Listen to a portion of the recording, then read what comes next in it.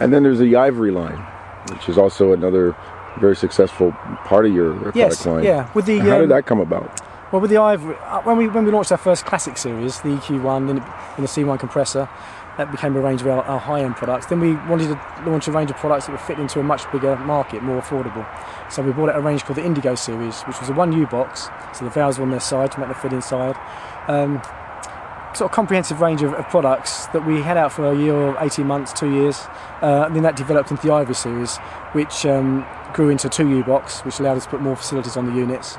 And also it was more in keeping with the valve theme really, because 1U is a bit modern, 2U, 3U is a bit more chunky.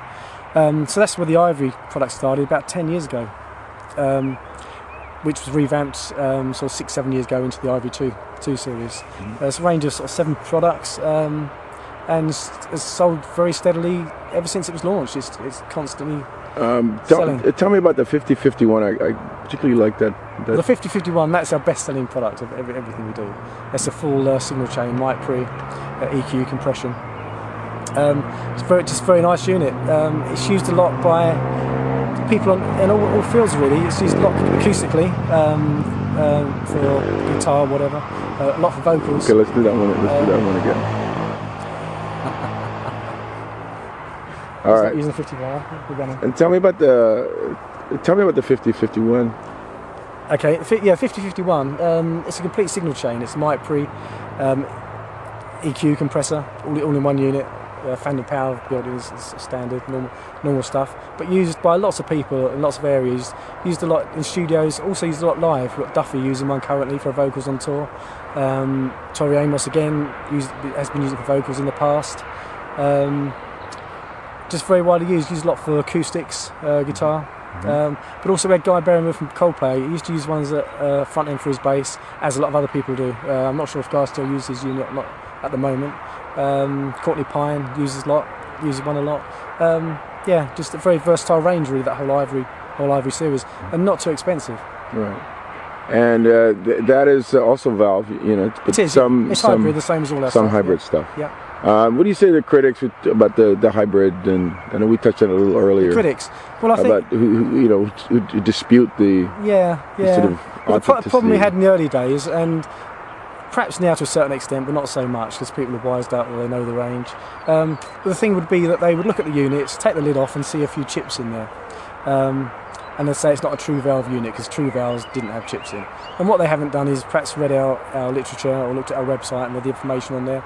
And it's all about the hybrid thing, that we do use modern circuitry, but we combine it with valve stages which are inserted within the signal path, and that is a real skill to actually insert the valve stages in the signal path in the right places to make the units feel good. So if they looked in, delved a bit deeper and actually tried the units, they'd realise that our units perform and sound a lot better than a lot of the older units that, if you buy old second-hand valve units, tend to be noisy, farty, unreliable, can be. And the test really is, if you look at the people that use our products, we've got musicians, engineers, artists at the highest level who can afford to buy anything using our products. And I think that says it all, really. Tell me a little bit about, is it Dave Kempson? Yep, Dave Kempson. What's his background and how did you and him hook up?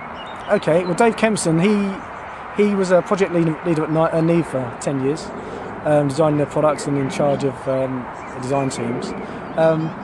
After Neve, he left Neve to work on various projects as a consultant, and he was introduced to me through a service engineer who again used to work for Neve.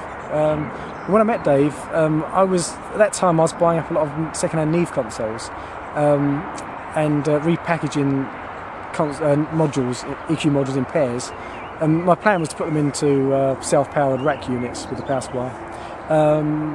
And we just started doing that with this engineer who introduced me to Dave. And Dave had some amps that he'd designed that no one was making. So we branded them as TL Audio. That was our first TL Audio product. And then we had a product that we had an idea for, was an ENG mixer for news reporters, portable mixer. So Dave, we looked at the market, designed a mixer, and there's plenty of them is still in use today. And it was shortly after that our customers started asking us for valve equipment. So that's when we made our first valve unit. And then we've followed the valve path because we just believe in audio quality, and so that's where we've stayed with the quality. Okay. The Ebony series, and I know you have Ebony and Ivory. Yeah. Where did that come from? Well, the whole Ebony thing was us looking at the products we have, looking at the marketplace, looking at what people want, and also getting back at people who are saying that our products aren't true valve. So we decided discrete Class A and added tube stage as well.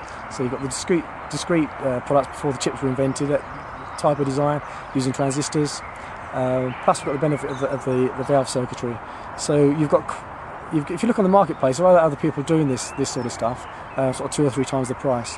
But with our way of working, of trying to bring out the best quality for affordable pricing, we managed to build the Ebony series and price it very competitively, but very high quality. No chips in there for the purists who don't want chips, and a range of 4 units so far. Like especially the Summer A4, that's one of the newest yeah, it is. Yeah, we're probably a bit late with that because people have been into summing mixers for 3 or 4 years now.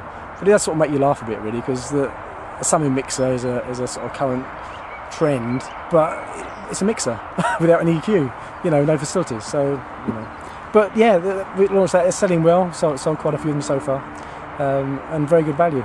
Right. And the Fat Track, that's a nice piece.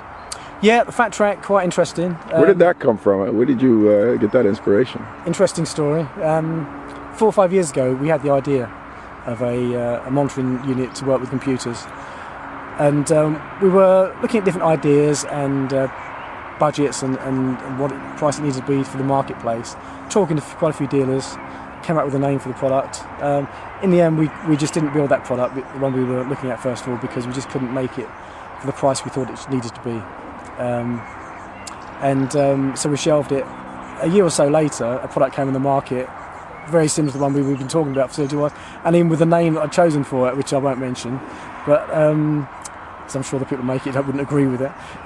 So that came on the market, and that's fine. We'd moved on from that. Then when Sarah Yule joined the company, talking to Sarah about new products, new ideas, and we decided that it might be an idea to build something along to do the same job but much higher quality and offering more and offering some real input EQ on the input channel. So we developed a product with 2 channels so you can use them both for remix.